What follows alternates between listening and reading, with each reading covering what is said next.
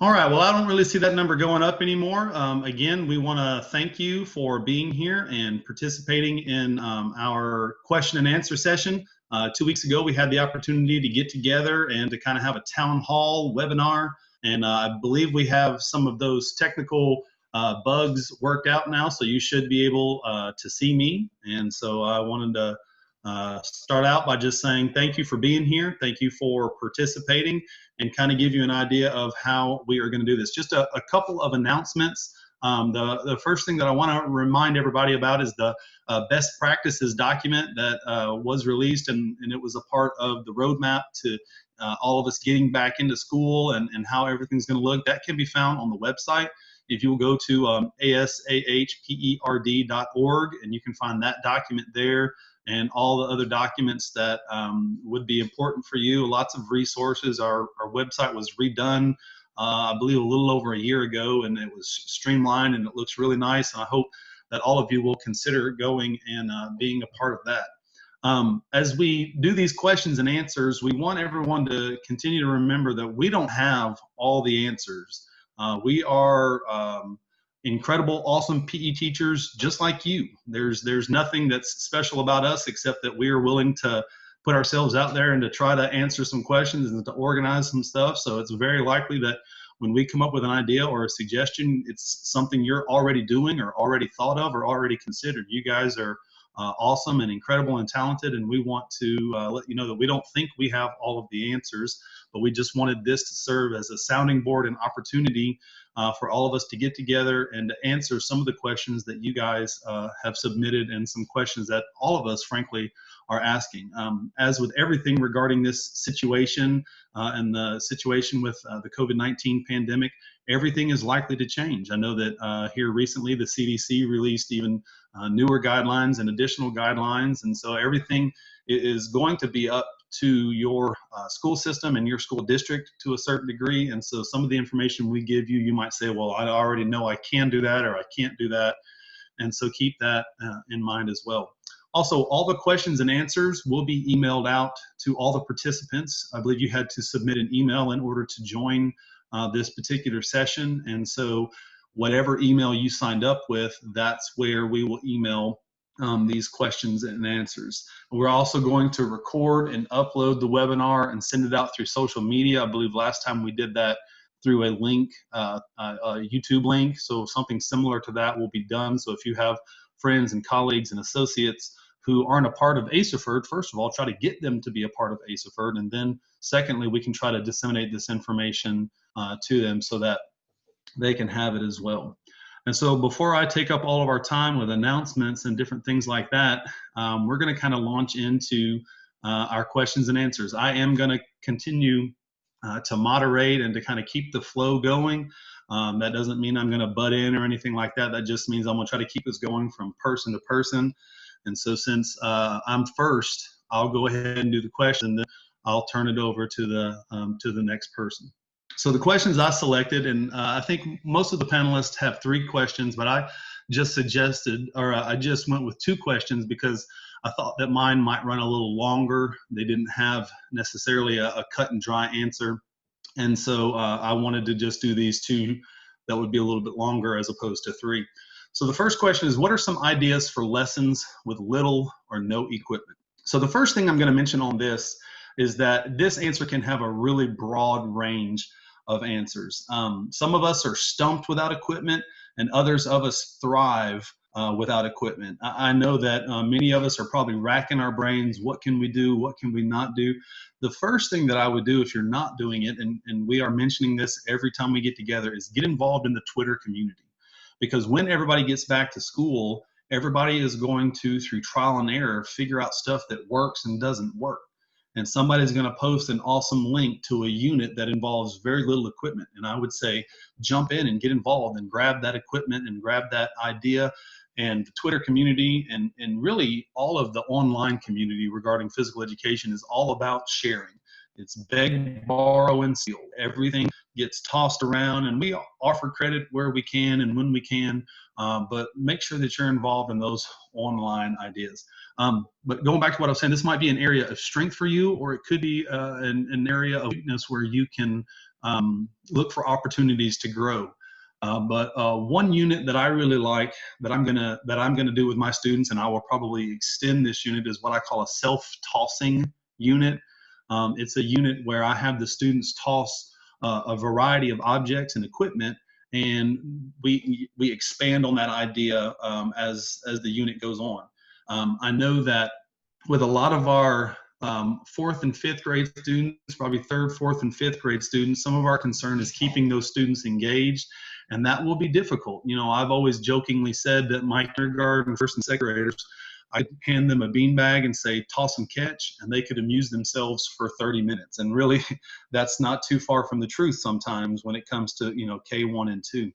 But you might have to be more creative with your third, fourth, and fifth graders, coming up with challenges.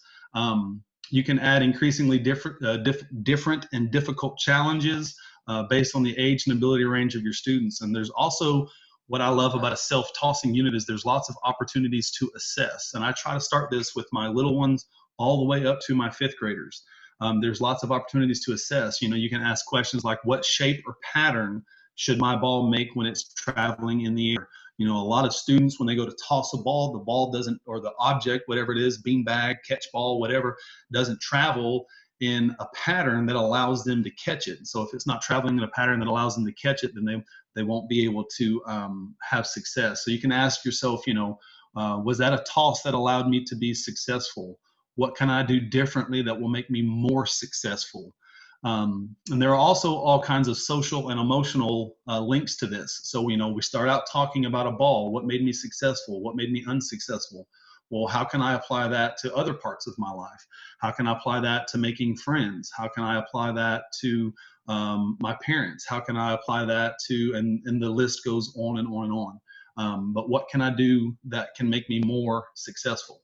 Another unit that I thought of was a noodles and balloon unit. So noodles and balloons.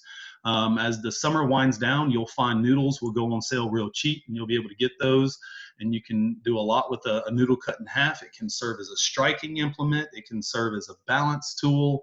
And they're very cheap, and you can have lots of possibilities with them. Again, I said striking, balance, hand-eye coordination, pathways. We can talk about high, medium, and low. We can talk about force. You know, noodles, we all know that noodles make a cool noise when we hit them, and so there's an application of force there. And then I also added in a small lightweight ball that can be used for hand and foot dribbling would be good, and a way to keep everyone occupied. You can also use footwork, use the ball for footwork drills, you know, agility drills, and you can also use the ball for dribbling and doing hand dribbling as well. So that was kind of some of the, again, the first few thoughts that I had with some lessons with little to no equipment. Do any of our panelists have anything quickly to add before I move to that next question?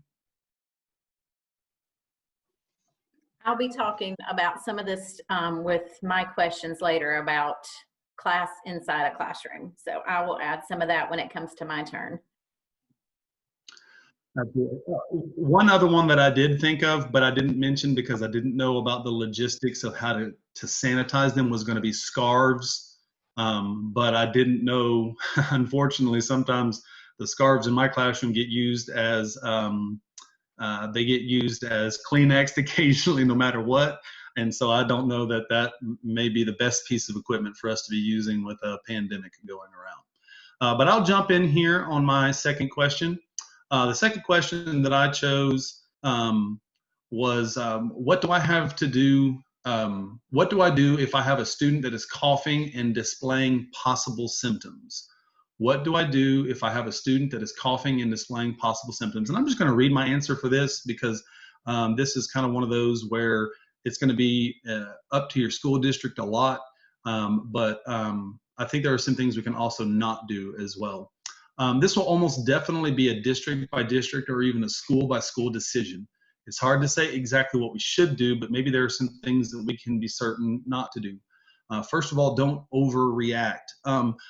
I'll never forget one time I was at a restaurant and I saw a young child dragging their hand along the table. It was kind of a rough table, and as they dragged their hand across the table, they got a huge splinter in their finger. And as the child got the splinter in their finger, they turned and looked at it and saw the splinter, And then they held it up to their parent. I mean, the kid was calm and cool and collected. And then the parent flipped out. Oh my goodness, look at that huge splinter. It's unbelievable. And it wasn't until that moment that the kid lost it. And I mean, he completely lost it, like had to drag him out of the restaurant to get this splinter out of his hand, type of lost it. Our students take the lead from us in so many ways. My students, oftentimes, I can even tell if they're having a kind of a grumpy day or if they're a frustrated day. And a lot of times it's because I've exemplified that characteristic as well. They can tell when we're grumpy, irritated, and even other emotions in between. If your students sense panic or fear in your manners and facial expressions, then they are going to assume your fear is warranted and act accordingly. Take action and do what needs to be done according to the guidelines and procedures for your school. And I would say do so privately without bringing undue attention to the student and in a way that won't ostracize or embarrass the student. We've all had situations with a student using the restroom on themselves, even if we have thought, you know, oh my goodness, that student should be well beyond the years that that happens.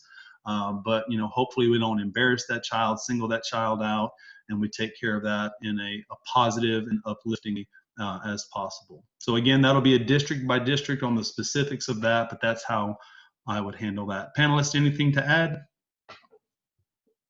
I would add to get to know your school nurse at the beginning of the year. Maybe she would share her cell phone number with you. We always do that, and it's just kind of easy. You can text them, hey, can this child walk down? I know some schools are talking about isolation rooms down in the nurses station, so that might be a pretty big help just to get to know your nurse on that first day you go back to school.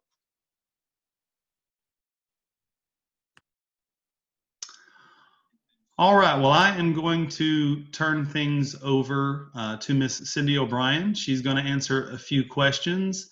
And you guys can also type in things in the chat. I can't guarantee that we'll get everything mentioned in the chat. Like my friend Ryan Rust mentioned about fitness lessons and body weight exercises, and I completely forgot about those in my first question, but that's an excellent pickup there, Ryan. We'll try to mention things as we can, but if you have comments or thoughts, put those in the chat, and we'll try to get those additions made on the fly. And we'll turn it over to Miss Cindy. Hey everyone, I'm Cindy O'Brien, Hueytown Intermediate School. I'm getting used to intermediate rather than elementary, and Ginger's gonna get that one day. I know. I'm so sorry, Cindy. I'll get it right eventually. That's okay. I'm just teasing.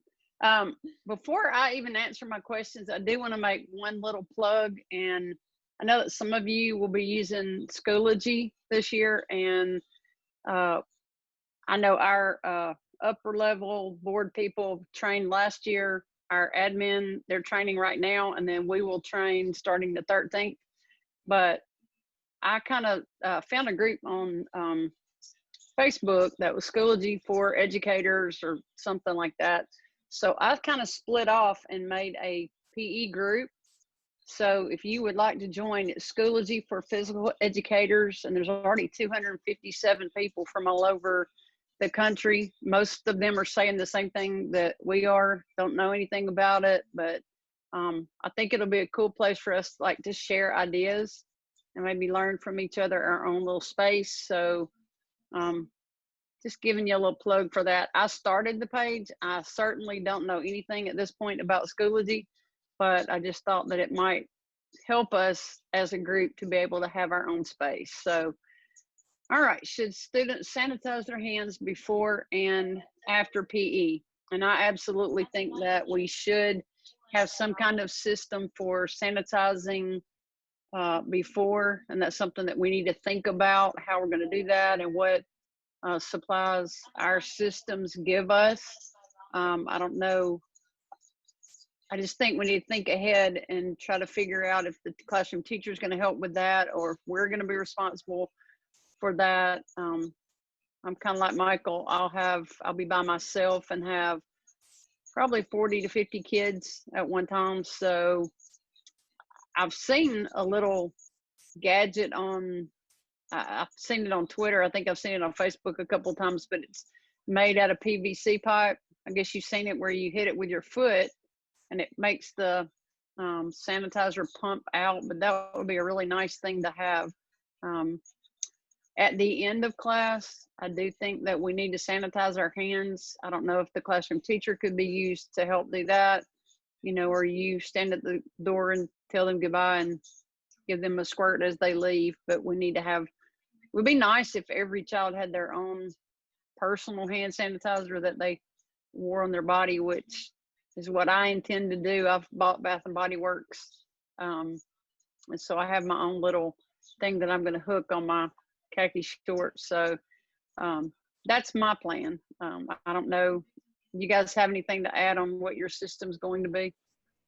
I did want to add, as far as the hand sanitizing, we do know based on CDC guidelines and the World Health Organization guidelines that it's better to wash your hands if possible than to use the hand sanitizer. So depending on who you are, if you have a small class, if you have the opportunity and the resources to do so and the time for your class, then it would be very helpful to your school if you would provide them with an opportunity to actually wash their hands with soap and water. But I know not everyone, and probably most everyone, won't have that opportunity. So when it comes to hand sanitizer, luckily at my school, they have put pumps in the gym for our kids. Now, how often I'll have to refill those,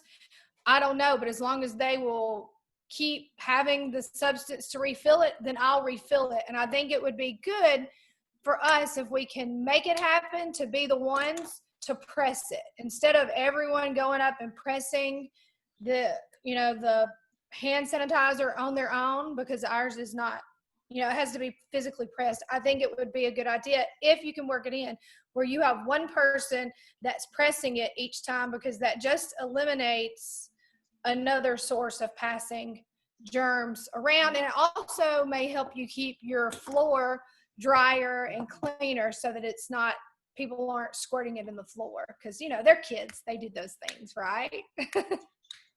They do. My suggestion was going to be to wrap a rubber band around the pump, and that keeps the kids from pushing it down all the way and getting this big glob of hand sanitizer in their hand. If you put a rubber band around it, they can't push it down as far, so it releases a little bit of hand sanitizer instead of this big glob, and then which ends up in your floor too. So just nice little trick, and it also will save, hopefully save some money and keep you from having to refill so much as well. It's a great idea. All right, how will seating be arranged?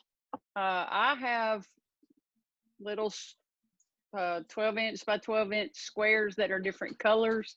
So mine are 3 feet apart, so it works out really great in my new gym. I did that for seating, but I didn't realize when I did them 3 feet apart that was going to end up perfect and that we were going to end up in a pandemic. So I have marked my floor with spray paint. I have marked my floor with floor tape, which is a problem keeping it down because of daycare and kids like to peel. I know you can use shoe polish, painter's tape.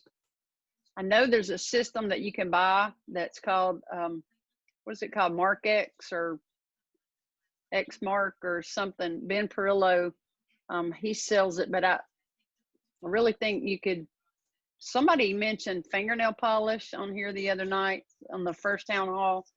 So anything that you could put on the floor, but the kids definitely need a place to spread out and have their own space to work in. I've seen people use tape and make 6-foot squares so that they have a big 6-foot square spot that is their personal space. So that's going to be very important. You guys have thoughts on that? Miss Cindy, I'll add that I use, I have what's called I think it's called a poured cement floor, but it's a poured rubber cement floor. I think it kind of became popular here in the last, 10 years as far as gym floor is concerned. And I kind of went with the whole ask forgiveness, not permission thing. And I painted with acrylic paint, and then realized that was just going to flake off real quick. So then I went with acrylic paint with a spray glossy enamel over top of it. You can buy that in just a spray paint. And the only thing that I recommend is that, make sure to have plenty of dry time between each phase, because I did have a student one time sit right in some freshly sprayed enamel, and that did not go well. So, but once it glosses over, think about like a piece of furniture that you have that has that glossy coat. It's there to protect the furniture, and my system that I have, aside from just touching up certain high traffic letters, that's been pretty effective for me. Cindy, I'd like to add, I've used, I'm not sure if it was Mark X, but I think it was the Mark X you mentioned, something very similar.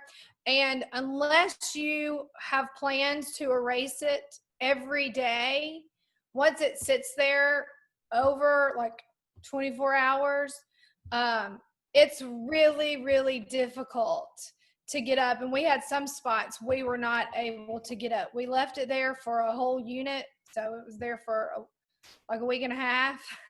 And it was a problem, but we tried it just for like one full day. And at the end of the day, it took some strength, but we were able to get it up. But more than that, it wasn't great for our floor. But it's great for short-term stuff for sure. Well, and I use just a Sharpie marker, the big fat Sharpies, because I use numbers permanently anyway, and they fade throughout the year. So I just usually do it in August, then touch them up again at Christmas, and then do it again in August. So, but like I said, I want the numbers to stay on the floor, so I'm not worried about something that has a lasting effect. So, but just big fat Sharpies from Amazon work as well. All right, should routes be marked and visible?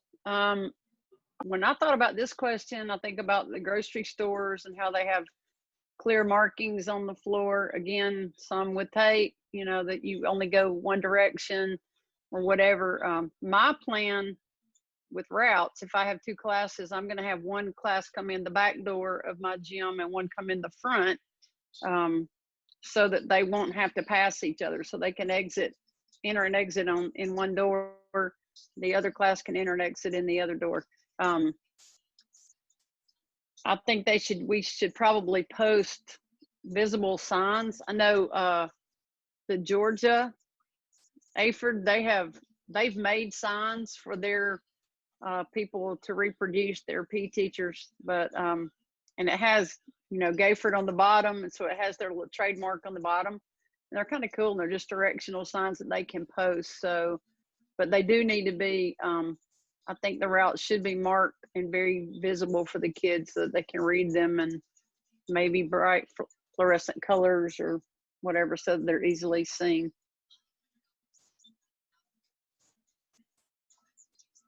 Any comments about that? All right. Thank you so much, Miss Cindy. If no one has any additional comments, if I forget to mention this, thank you so much to each of our panelists for being willing to participate and to answer the questions. But we're going to move on to Jill Burt, who is from Selma City Schools. And I also will mention this. If you'll notice this nice little PowerPoint that Miss Ginger is operating for us, all of our Twitter handles are at the top of each one. So you are welcome to go in and follow any of us. I haven't been posting a ton this summer. As far as PE is concerned, I'm trying to mostly learn, but that's there for each and every one of us. And I'm going to turn it over to Miss Jill Burt, and she's going to answer her questions. Hey guys, like Michael said, Jill Burt, Selma City Schools. I teach adaptive PE along with lead physical education specialist. Those of you that know me, if you've been around me for 5 minutes, you know I'm like a squirrel. So I'm more of a notes person. So may not be as personable here, but especially when it comes to special education and services, I want to make sure I really get everything that I have listed here. So the first question, what is the best way to make sure our special needs students, along with our adapted PE students, are included in the safest environment for all students? So for me, the biggest thing is that you want to survey your classes. You want to see what classes are your bigger classes, your smaller classes. You want to try to include your students with special needs into your smaller classes. And everyone probably knows this, but you can move a student with an IEP, with special needs, to a different grade level based on their IEP and their skill level. For example, if I have an adapted student that's in 3rd grade, but their goals and in their 9th chapter IEP, they're based on standards in 1st grade, you can move them down to a 1st grade class. You can do that with your students in special education classes. So you want to make sure you survey those classes, see where that particular student best fits, and move them to that grade level. You want to make sure that you do not put too many students with special needs in the same class, and we don't want overcrowding anyways. It makes it even harder to manage your class when you've got, 4 or 5 students that need that one-on-one help from an aide or a peer helper. And during this time that we're facing, it's hard, to have all that assistance. So let's, try to make sure that you don't overcrowd with your special needs students. And that's to benefit all students. And if anybody has anything to add in, that was my biggest thing, is to survey your classes and really keep a good connection with your case manager, which is your special ed teacher. All right, so number 2, how do we keep special needs students socially distant? So how do we keep any child socially distant? The biggest thing when it comes to students with special needs, and they have, wide range of different things, you want to try to use paraprofessionals, their aides, to help the student understand they cannot be close to others, so that they can be there to guide them. I know you don't always have the option of having an aide or a para, but I think during this time, it's really important that we really push for that, because a lot of our students, with severe, difficulties, have different ability levels. They may not understand why they can't be near someone else. They need to make sure they have an adult with them so that they know, where to go and not to go. I suggest, and I may not be right, this is just me, I'm going to be suggesting this year no peer helpers because of, the distance issue. We don't want students right there together. So for this year, I'm suggesting to mine that we actually don't use peer helpers physically.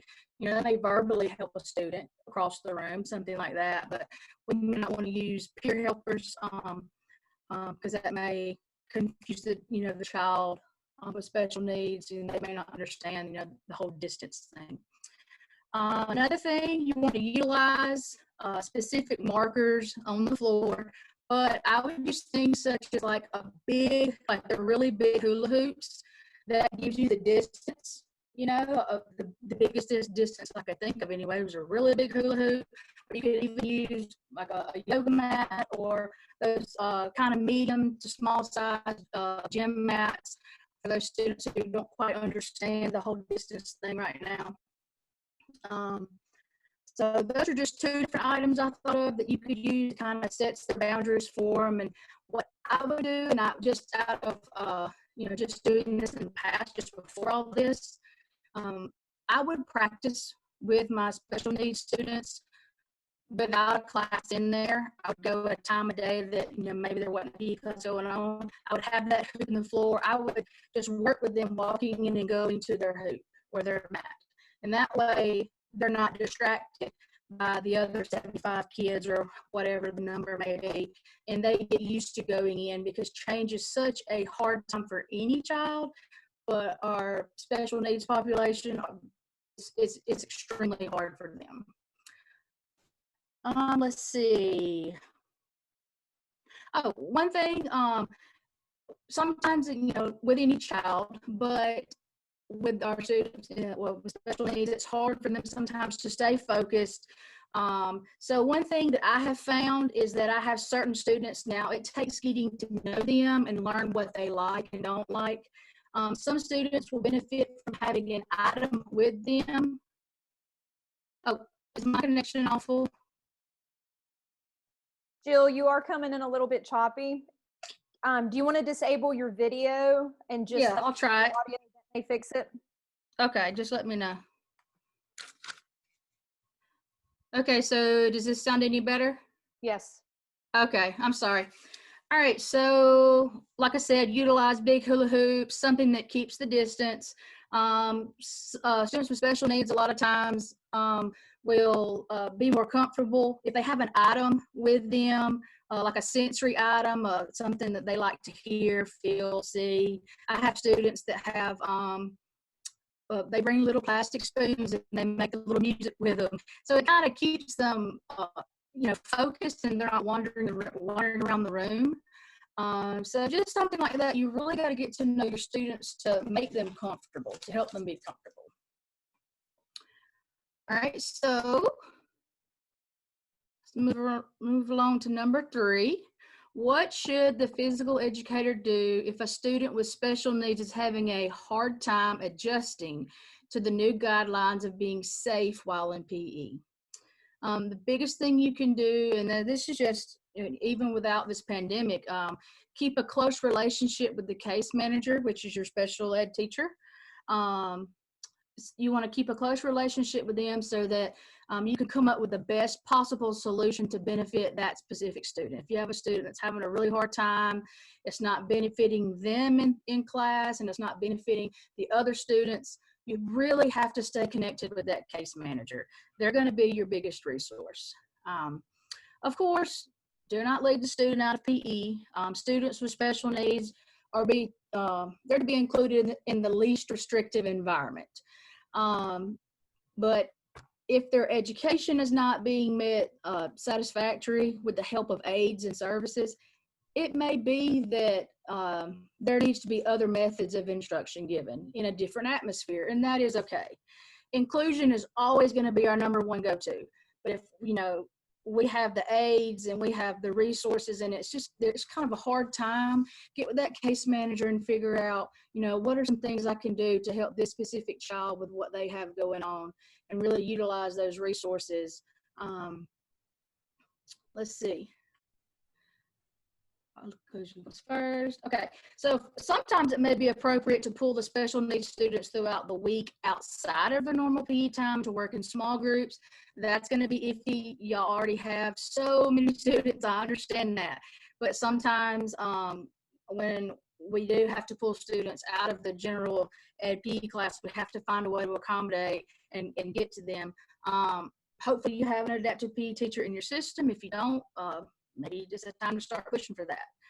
And again, the biggest thing I just want to say is to make sure you have a close relationship with that case manager and the paras. The paras are so important, all the paraprofessionals, so that they can work on the skills outside the classroom as well.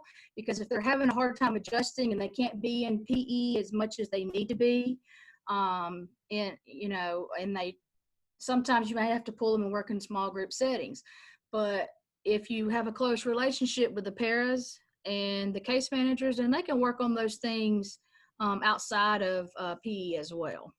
So those are just a few things as far as the inclusion, adapted special needs world.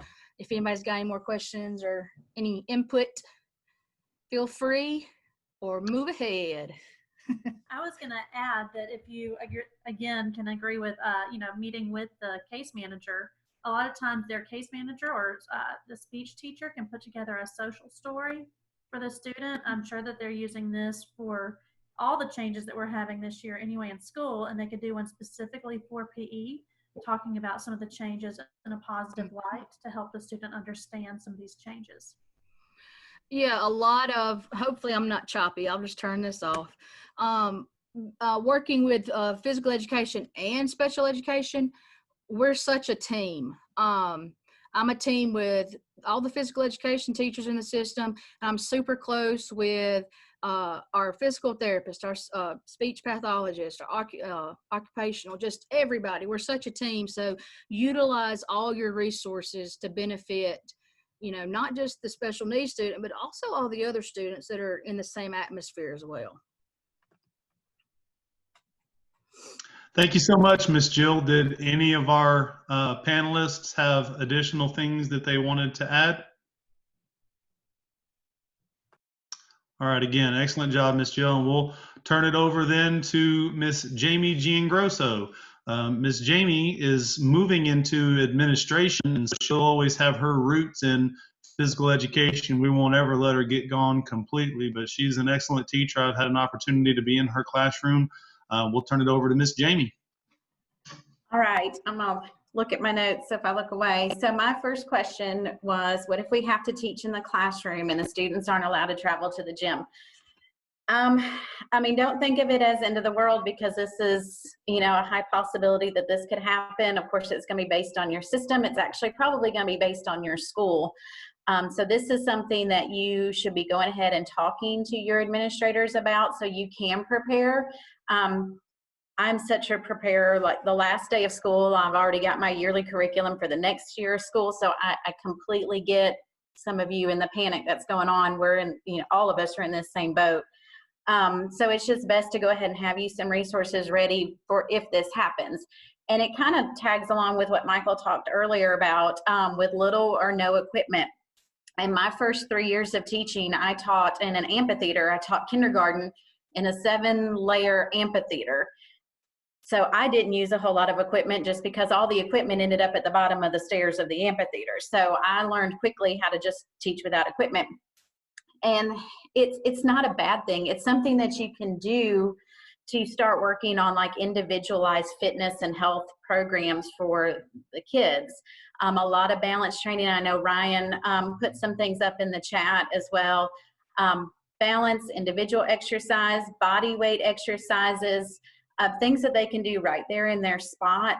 Obviously, you don't want to get them in a position to where they could get hurt with anything, but something that they can do in their space. I'm not saying, you know, like let them run wild, but try to get them moving, but also trying to teach your standards and trying to be safe. And it's not easy. It's not going to be easy. And I'm not trying to make it sound like that, but there are many resources out there for you, especially like Michael said before, on Twitter, on Facebook. There's several physical education groups out there on all kinds of social media sites.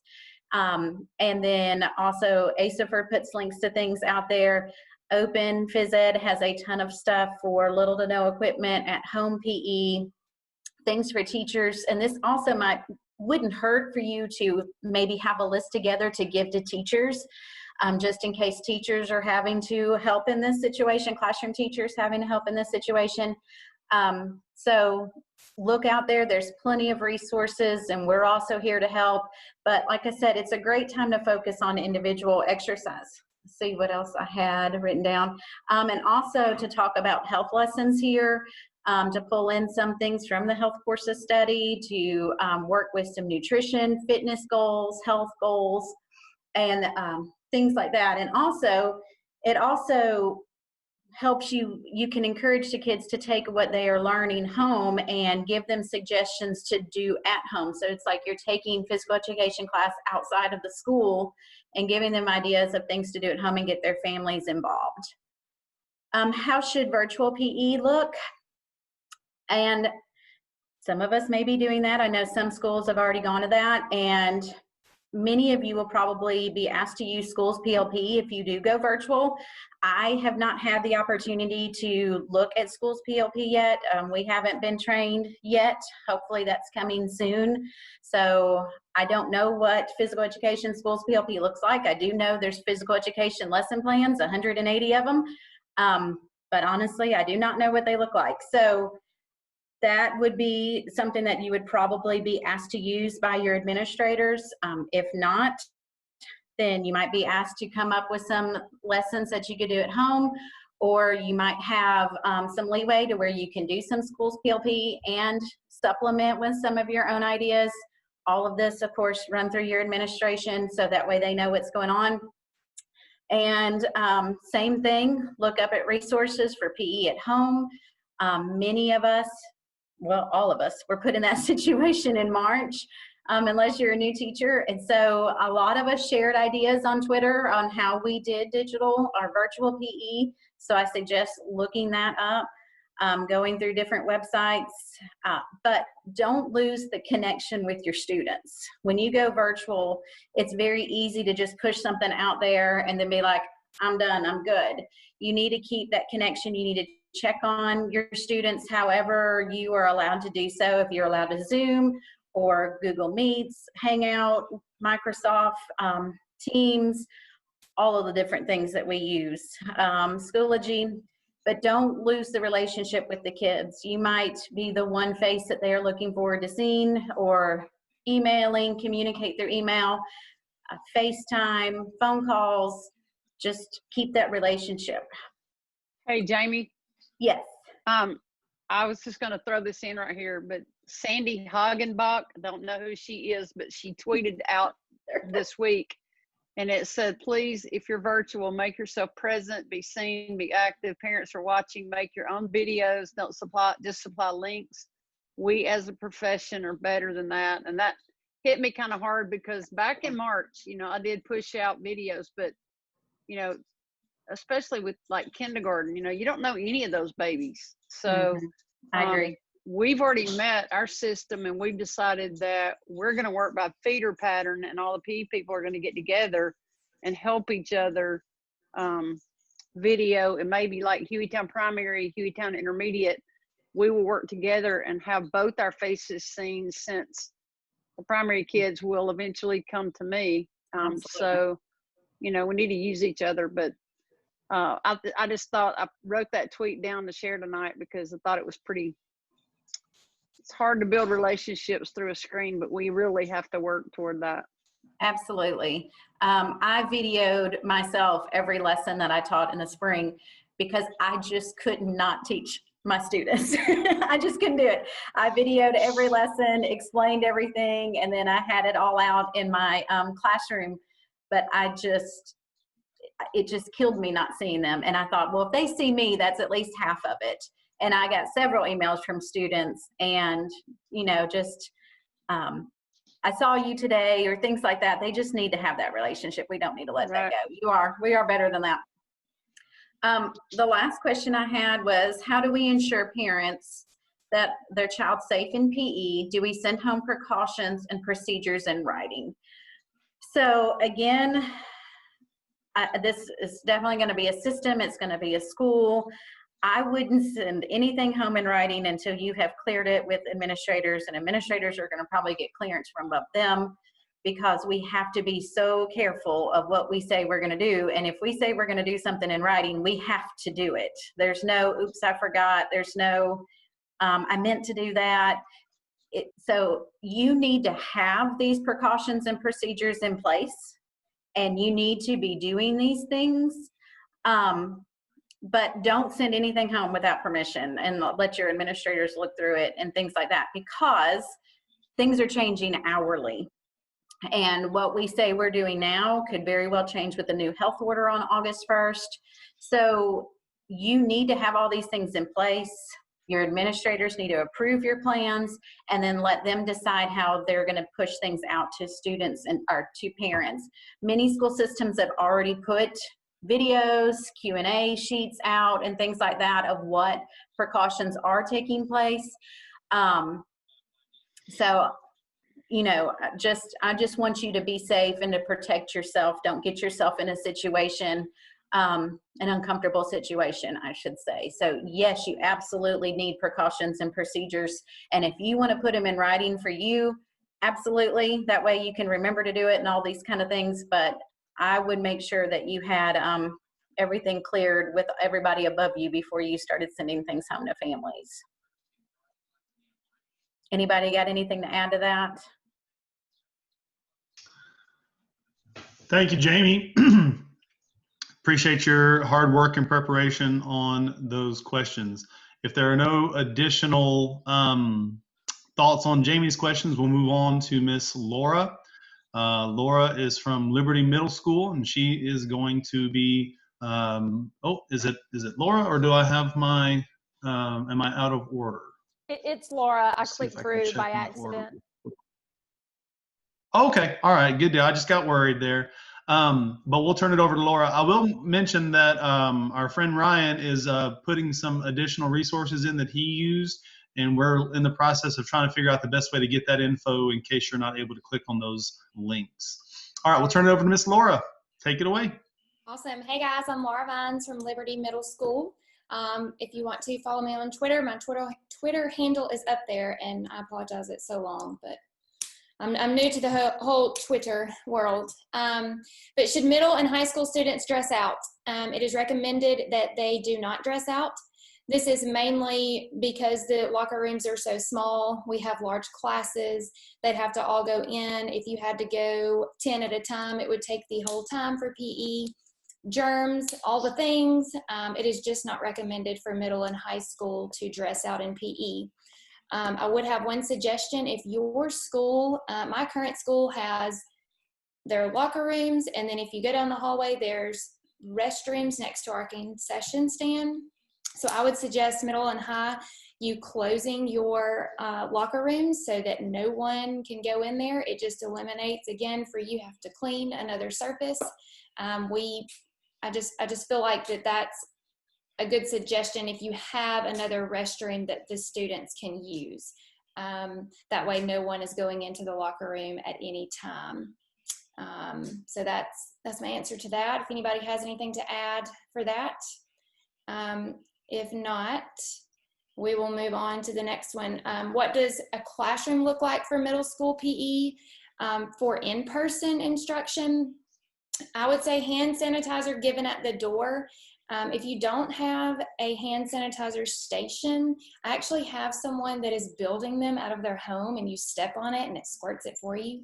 It's $35. I can get that information out to you guys, but it holds the hand sanitizer bottle and you step on it and it squirts it. But I would say hand sanitizer given at the door. They go straight to their squad lines and have a seat. Take roll there. They can go by their squad lines after roll is taken on a verbal cue to put their things either against the wall or up on the bleachers. So that way they're not even utilizing the locker rooms. I am going to allow a water bottle with mine at their squad lines. I feel like if I need to clean up some water off the gym floor versus them going back and forth to their, to their book bags and things like that, that's just my own personal preference. So that'll be by school and personal preference. But to me, you put your things against the bleachers or wherever the designated spot is, but I would suggest trying to maintain that 6 feet even from their book bags. And then I will be allowing mine to have their water bottles. And 2, we're going to be utilizing outside a lot. And so that they'll need that outside. Our school, I'm fortunate enough to where they have the filling stations. And I think maybe most are trying to go towards that for the water bottles. So I would suggest that. Also get a projector. Ask your IT person or your admin. I think a projector is going to be our best friend. I just really think that you can do a lot of things in squad lines. For me personally, middle school, I don't think that you need to put markings on the floor, especially with athletics going on. You've got to take that up each time if you put painter's tape or whatever down. To me, they're old enough. You give them their squad lines the first day. Put them in alphabetical order. It will help you to call roll. So they go to the squad lines. Things that you can do in your squad lines, dance, you can do workout videos, you can do step aerobics, you can do pound workout. You can do circuit type fitness training, meaning each, do 10 exercises for 1 minute at a time. And then you give a rest and do it 3 times. 3 rounds. So you can change up those exercises with little to really no equipment if you're doing, squats and ab work and things like that. So those are kind of my suggestions from a squad line standpoint teaching. I feel like there's just a lot you can do with them in their squad lines and a projector. Anybody want to add anything to that before I go to the next one? We good? Laura, I should say, I meant to mention projectors in my part too. If you do have to have your class inside a classroom, use their projector to project activities. It will be something that you should be able to pull up without a problem and things that they can do right there beside their desk.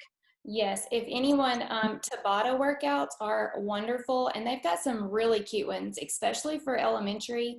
I know we used a lot of that virtually at the end of last year, but the Tabata, if you just search Tabata workouts or elementary Tabata workouts, they're super cute. They do them to all the fun songs, and the kids really enjoy them.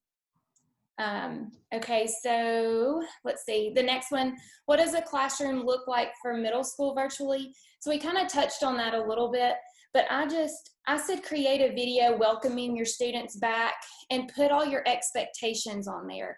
So kind of show them what your setup's going to look like. If you know, hey, I'm going to record myself 3 times a week, then 2 days a week, you're going to send something back on a Google, sheet. I just kind of put some expectations out there. I think a lot of kids are going to be like, I'm not doing that. It wasn't required at the end of the year.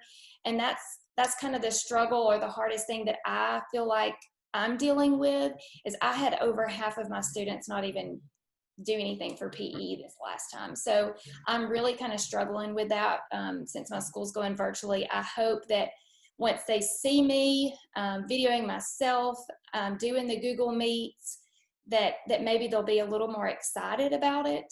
I also want to suggest to hold a Google Meet every week at the same time. We did it twice this past time, but say you're going to meet on Tuesdays and Thursdays from 9 a.m. to 9:30.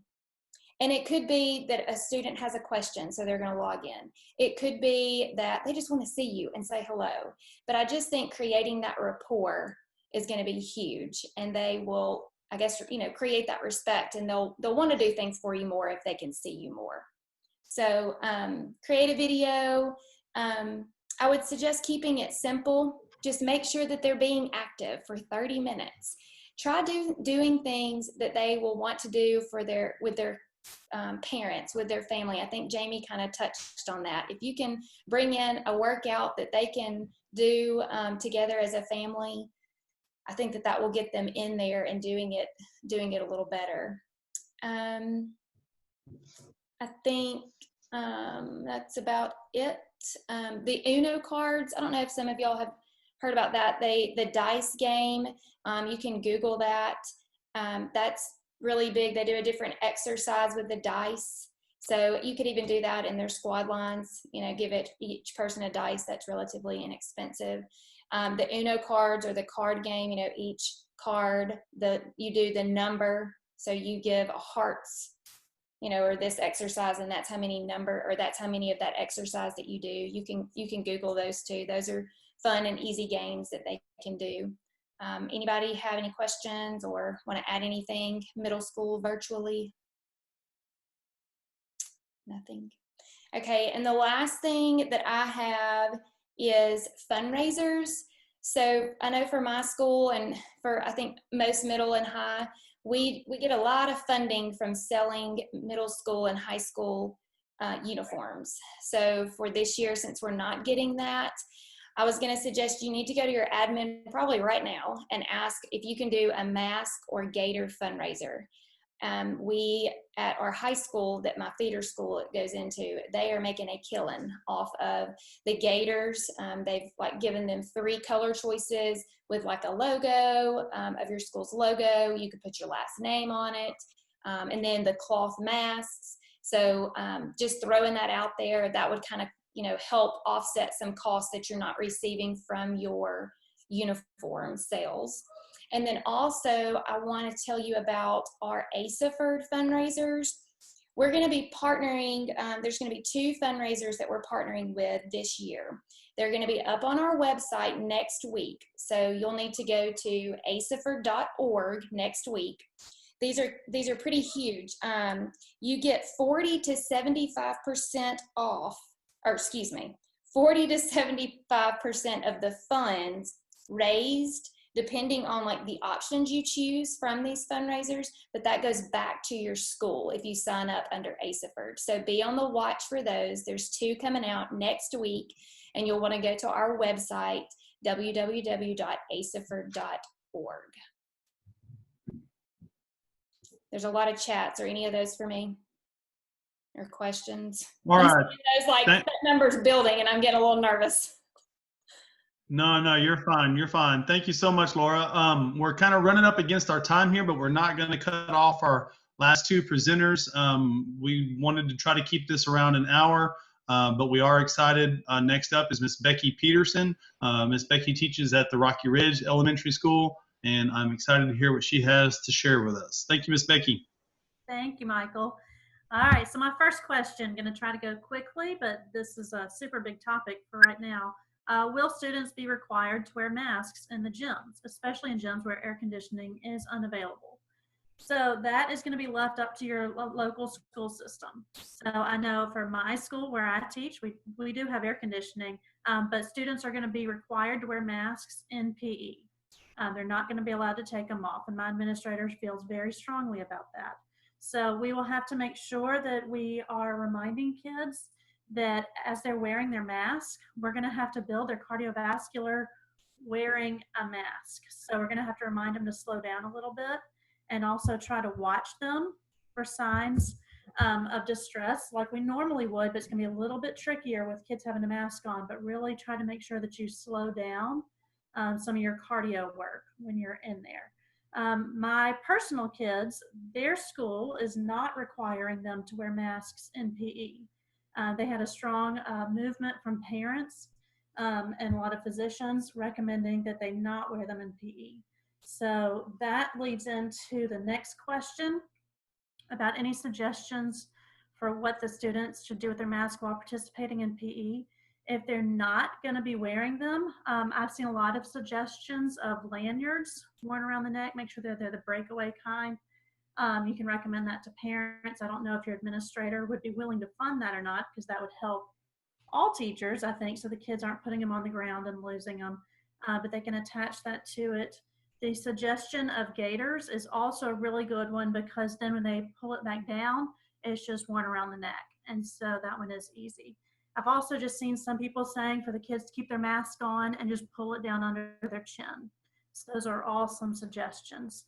I know we talked about, if there's no air conditioning in your gym, you'll need to talk to your administrator, and find out what their policy needs to be about keeping kids safe when you're doing that. So yeah, looking at those questions, about masks.